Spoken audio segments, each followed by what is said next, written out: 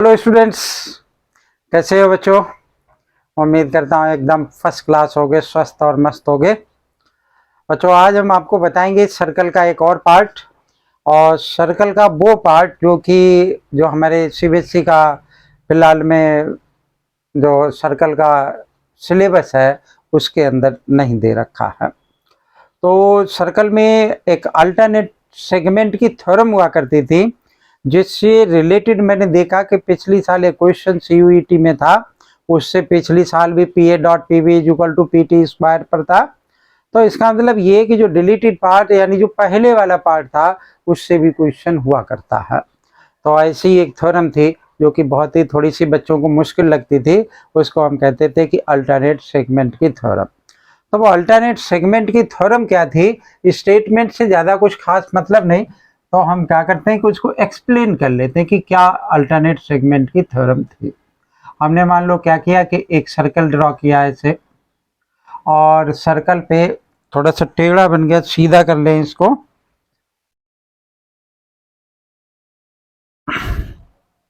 एक सर्कल बनाया,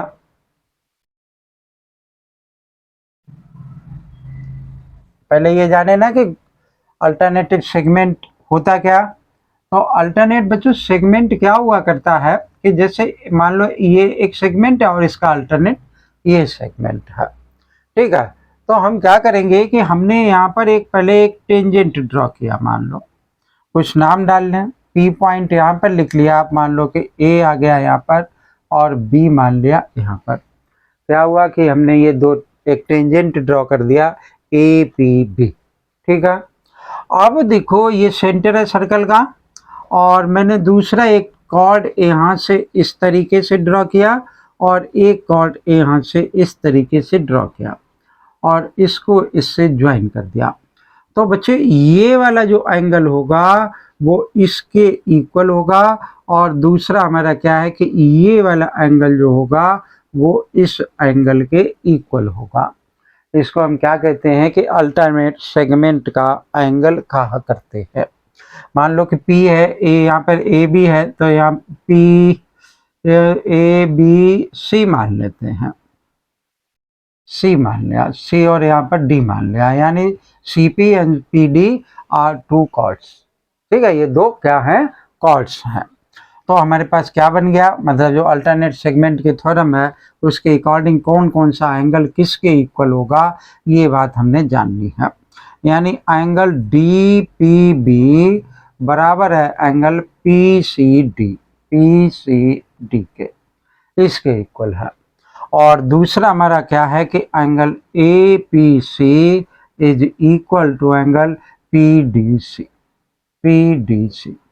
ये दोनों क्या है, अल्टरनेट सेगमेंट के थ्योरम है, वो एंगल्स हैं जो कि अल्टरनेट सेगमेंट पर बने हुए हैं।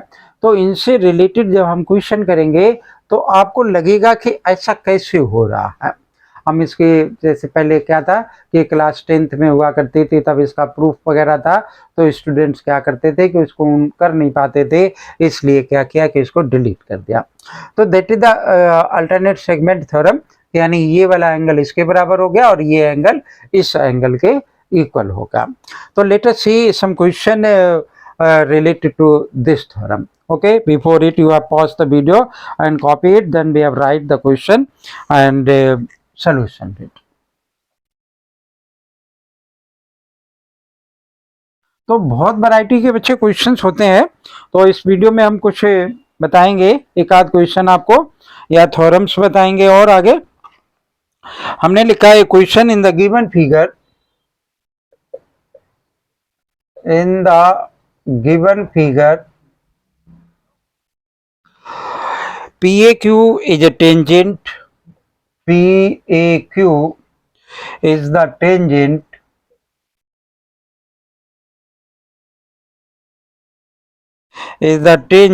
BC is the diameter,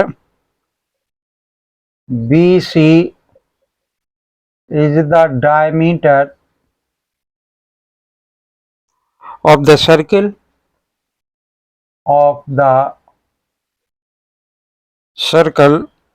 if angle BAQ is equal to 60 degree, then find angle ABC is। तो जो डायग्राम है वो बना लेते हैं। एक सर्कल बनाया हमने इस तरीके से और एक टेंजेंट दे रखा है ये, और टेंजेंट के साथ में इसने कहा कि एक डायमीटर टू द सर्कल, तो ये डायमीटर बनाया और इस यहाँ से इसको ज्वाइन कर दिया पॉइंट ऑफ कांटेक्ट पर और इसको इससे ज्वाइन कर दिया। ये एंगल हमें 60 डिग्री का दे रखा है और क्या नेमिंग है, बी यहाँ पर है, ओ ये है और सी ये है, ये पी है, ये ए है और ये क्यू है। ठीक है, तो हमें क्या फाइंड आउट करना है कि angle B A Q is equal to 60 degree और ए बी सी, ए कहाँ है, ए बी और सी, ये वाला एंगल हमें फाइंड आउट करना है। ठीक है ना, तो कैसे निकल करके आएगा भाई बच्चे, ये एंगल अभी हमने बताया आपको किसके इक्वल होगा, इस वाले एंगल के इक्वल होगा। भाई ये रेडियस तो है नहीं जो आप इसको निकाल करके और फिर कुछ कर लोगे। तो अब देखो हमने आपको पहले सिखाया कि एक सर्कल में एक डायमीटर जो है, ये डायमीटर है, इस डायमीटर से ये जो एंगल बनता है ये कितने डिग्री का है, 90 डिग्री का है ना। तो ये वाला एंगल कितने डिग्री का हो गया, angle inscribed in the semi circle is 90 degree. अर्धविनत में बना कोण समकोण होता है। अब ये प्लस ये कितना हो जाएगा, 180 डिग्री।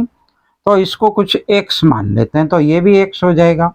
तो यहाँ मैंने लिखा कि angle x plus 90 plus 60 degree is equal to 180 degree. एक लाइन पर, एक पॉइंट पर जितने भी एंगल बने हुए होते हैं उन सभी का सम कितना होता है, 180 डिग्री होता है। कितना बन गया बच्चों ये x, 90 प्लस 60 150, 180 डिग्री हो गया। x is equal to 180 minus 150 is equal to क्या हो गया, 30 डिग्री हो गया। अब ये x बराबर कितने का आ गया, 30 डिग्री। तो ये भी x कितने डिग्री का होगा, 60 डिग्री, वो 30 डिग्री का होगा। तो ये हमारे क्या दे रखा है, ए बी सी। तो angle A B C is equal to angle P A C, this is equal to 30 degree. यानी ये एंगल 30 डिग्री है ना, तो ये एंगल भी कितना हो जाएगा, 30 डिग्री का। अगर ये डिस्क्रिप्टिव टाइप में जाए तो हम यहाँ पर आगे लिखेंगे कि the angles are the alternative segments angles, है ना। तो ये एक बहुत छोटा सा क्वेश्चन था अल्टरनेटिव सेगमेंट का। ठीक है ना, तो अल्टरनेट सेगमेंट की जो थ्योरम होती है उसको आप कुछ प्रैक्टिस जरूर करें। अगर आप प्रैक्टिस करेंगे तो ऐसा नहीं है कि अल्टरनेटिव सेगमेंट का क्वेश्चन आपको आएगा नहीं। बस आप फोकस करिए कि कौन सा एंगल किसके इक्वल होगा, है ना। तो ये मेरे ख्याल में ये बात समझ में आ गई होगी। वीडियो अगर पसंद आए तो ज़रूर लाइक करें। चैनल अगर सब्सक्राइब नहीं कर रखा हो तो चैनल को सब्सक्राइब कर लें। थैंक यू, जय हिंद।